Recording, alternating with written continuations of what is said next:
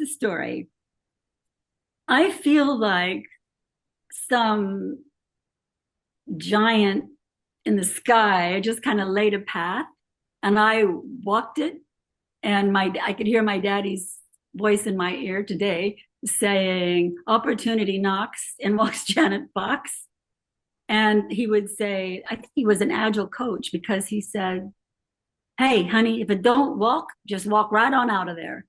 And that's what I did over and over and over and over again. So I think I've lived life by fluke. It's not in any career counselor's book, but by fluke worked for me.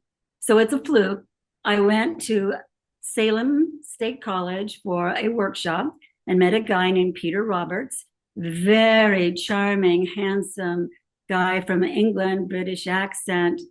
He talked about open education and individualized education, and I was totally fascinated by that.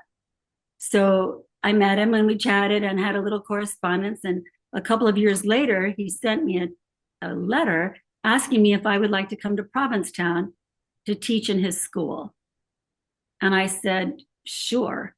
So I go to the board in Provincetown. Sal was on it. Sal was on the school board.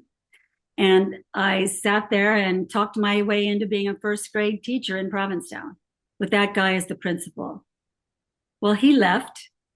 And in the meantime, I started taking classes at Leslie College for a master's in individual studies. And it was about human psychology, humanistic studies. And so I went back and forth and back and forth. And while I was there, I met somebody else with a fluke and ended up moving on after the first year. But it was definitely an experience, definitely a great experience, because I had kids who came off the fishing boats from Portugal, Belinda and a little guy named Johnny, and all the rest were townies. We called them townies. And so they didn't speak a word of English. And of course, there was no Portuguese English as a second language assistant for a teacher like me.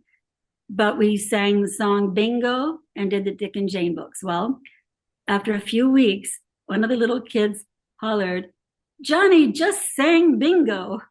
And so we had Johnny every morning stand up and sing bingo while the rest of us said the Pledge of Allegiance. And I don't know, he got I had a heart spot for that little kid. I don't know where he is today. There was also Sean McNulty, and Sean McNulty's mom owned the Lobster Pound. And so he would come to my house with one of those little boxes of Post cereal and eat breakfast with me. And then I would drive him to school and take him home. And to this day, if I walk the streets of Provincetown, Shawnee McNulty would say, "Hey, hey, hey." And we would have a big hug and I would hug his mom. And then I had lots of great friends hanging out at your coffee shop, hanging out at Piggy's, dancing in the night. I don't know, whatever else horrible thing I might have tried. So it was definitely an experience for a kid who came from this very tight-knit, closed religious community where dancing and movies were sins.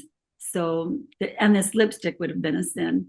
So my eyes opened. It was one of my first real introductions to art when you all dragged me to the art gallery or took me to some place where I would have a little bit of culture that I had never had before.